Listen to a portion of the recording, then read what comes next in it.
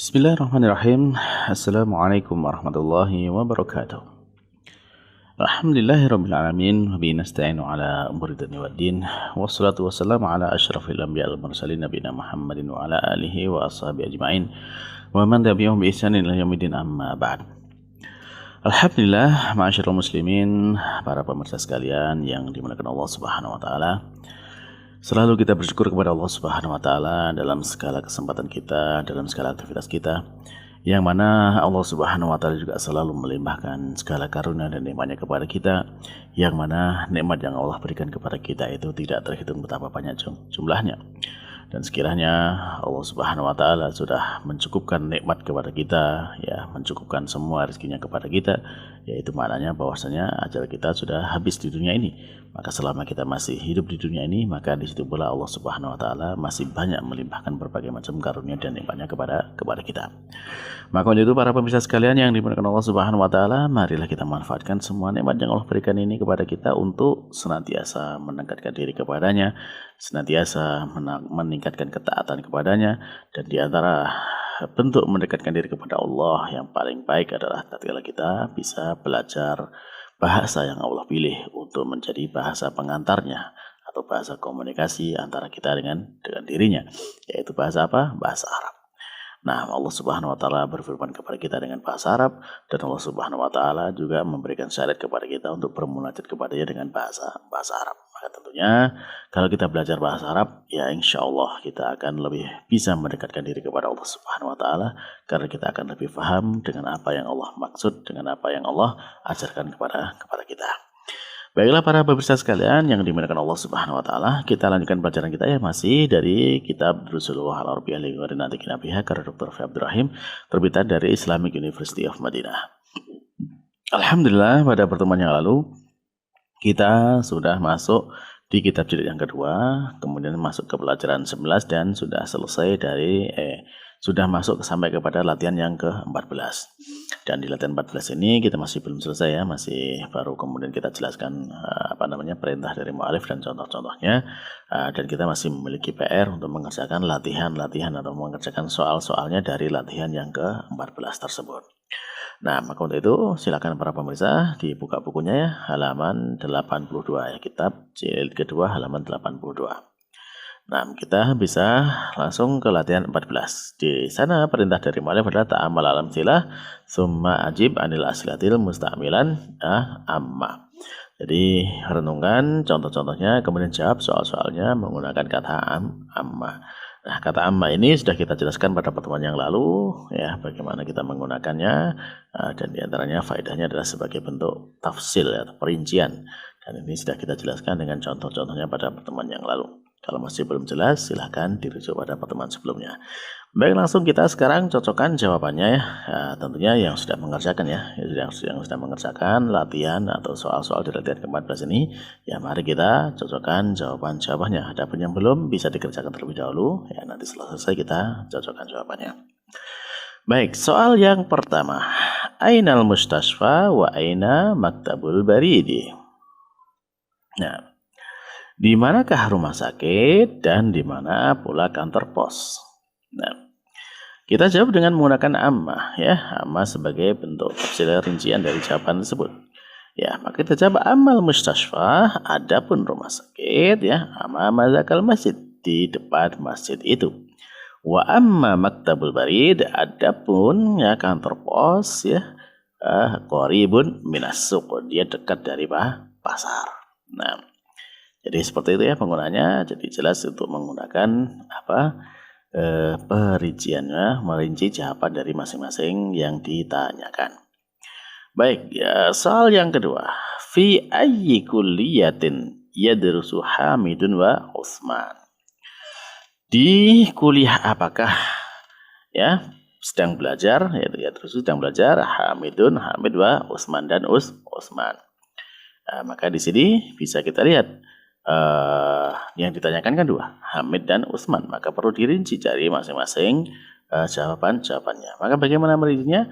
Ya dengan menggunakan kata amma. Amma Hamidun ya, adapun Hamid ya fi kulliyati tijarah, di kuliah perdagangan atau ekonomi ya, atau perniagaan.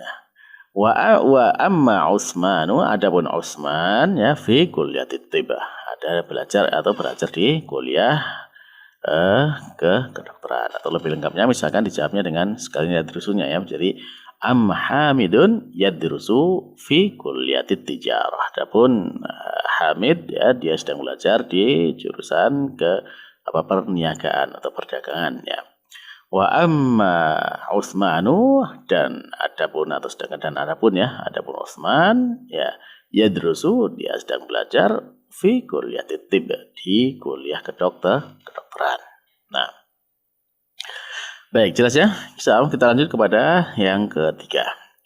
Aina dhahaba abuka wa akhuka. Nah, yang ditanyakan mesti lebih dari satu ya, karena butuh rincian. Jadi kemanakah telah pergi, yaitu bapakmu dan saudara laki-lakimu. Nah, maka dijawab dengan masing-masing dirinci dari yang ditanyakan ini. Amma abi, ya adapun bapakku, ya tentunya kan ditanya ya bapakmu, ya kemana perginya bapakmu, maka dijawab. Nah, adapun bapakku ya, amma abi dhahaba ilal mustausof. Adapun bapakku dia pergi ke klinik ya, mustausof ke klinik. Wa amma akhi, ya dan adapun saudaraku dhahaba ila soidaliyah, dia pergi ke apotek. Nah, jadi jelas ya seperti itu bagaimana kita menggunakan kata amma yang diantara fungsinya adalah sebagai perincian dari kalimat setelahnya. Nah, alhamdulillah selesai latihan yang ke-14. Nah, baik kita sambung kepada latihan yang ke-15. Di latihan 15, mu'alif menyampaikan kepada kita perintahnya ta'ammal al-amsilata al-atiyah. Renungkan contoh-contoh berikut ini. Yang pertama, di sana ada sebuah kalimat ja'a akhi min Makkah. Telah datang saudaraku dari Mekah. Lalu kata ini semakna dengan kata ja'a akhun li min Makkah. Telah datang seorang saudara milikku dari Mekah. Hal ini juga bisa bermakna ja'a ahadu ikhwati. Telah datang salah satu dari saudara-saudaraku. Ya. Baik. Coba kita perhatikan di sana. Yang berubah dari kata ja'a akhi min Makkah dan ja'a akhun li min Makkah, yaitu kata akhi dan akhun li. Nah, kata akhi dan akhun li ini sebenarnya semana karena kata akhi ya bisa difahami dia sebagai bentuk ringkasan atau bentuk kepemilikan dari dia kan kata sambung yang tersambung dengan kata benda yang menunjukkan itu adalah kepemilikan, sehingga kalau dipisah menjadi akhun li ya, telah datang seorang saudara laki li milikku. Nah, itu berarti kalau disambung akhun li itu kalau disambungkan dia menjadi akhi ya, akhi. Nah, seperti itu, sehingga kata akhi itu menunjukkan adanya kepemilikan di sana yang aslinya adalah akhun li. Dan ini juga bisa bermakna akhun li, ini maknanya juga sebagaimana itu di dalam tanda kurung itu ahadu astiqoi, salah satu ahadu ikhwati, salah satu dari saudaraku. Ya, ini semakna karena kan yang datang kan cuma satu, akhun ya. Akhun li, dari salah satu dari saudaraku. Nah, saya paham ya insyaallah. Nah, kalau kita pahami kita lanjutkan pada contoh yang kedua. Contoh yang kedua, dhahabtu li ziyarati shadiqi.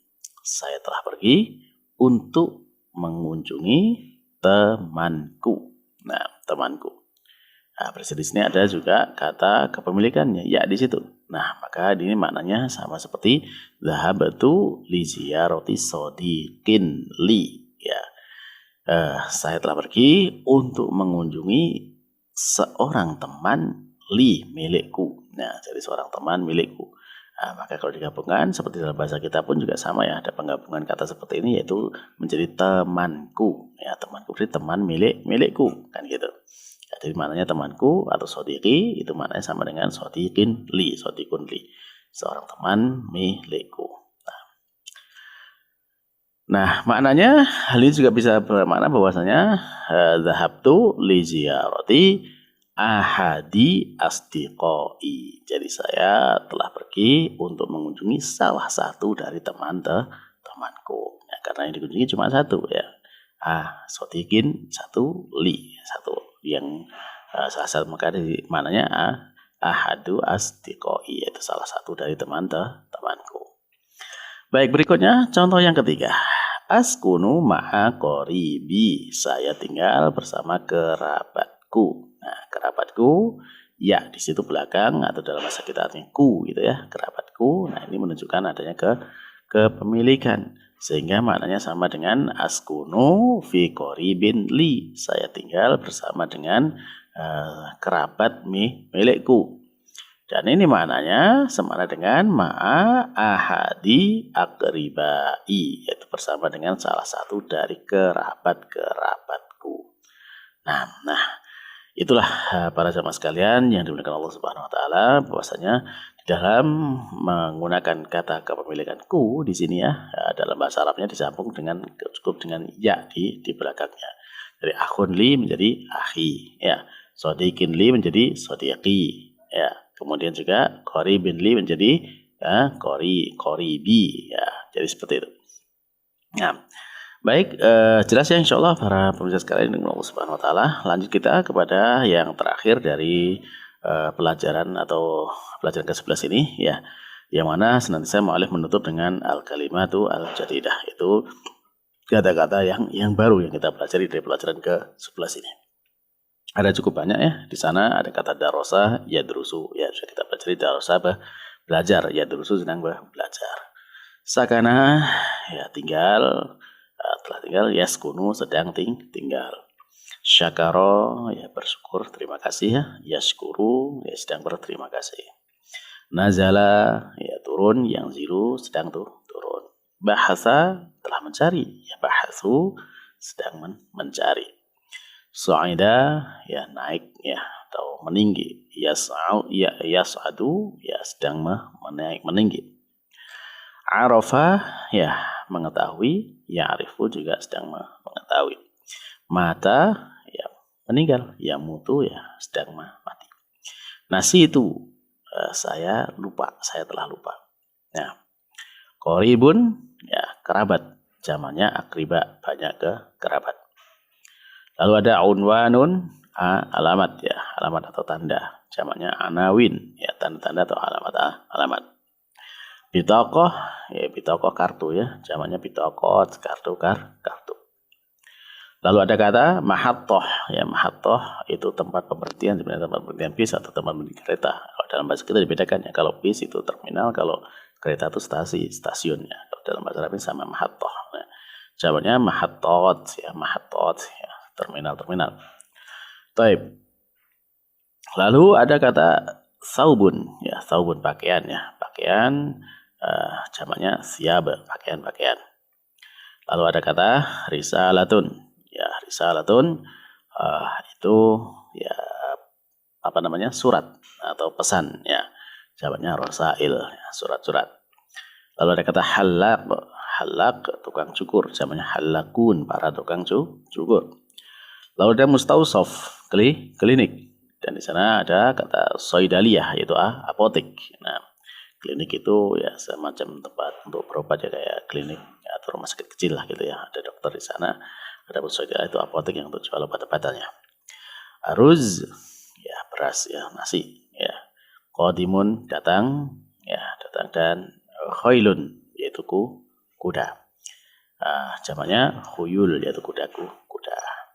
Baiklah para jamaah sekalian yang dimuliakan Allah Subhanahu wa taala, berarti selesai kita dari pelajaran yang ke-11.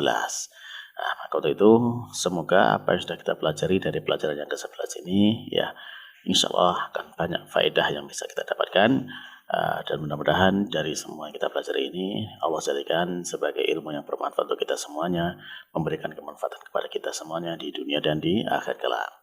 Baiklah para pemirsa, nah tentunya dengan tetap kita memohon kepada Allah Subhanahu wa taala agar apa yang kita pelajari ini diridhoinya dan dijadikan sebab kecintaannya kepada kita dan sebab ridhonya kepada kita semuanya. Amin.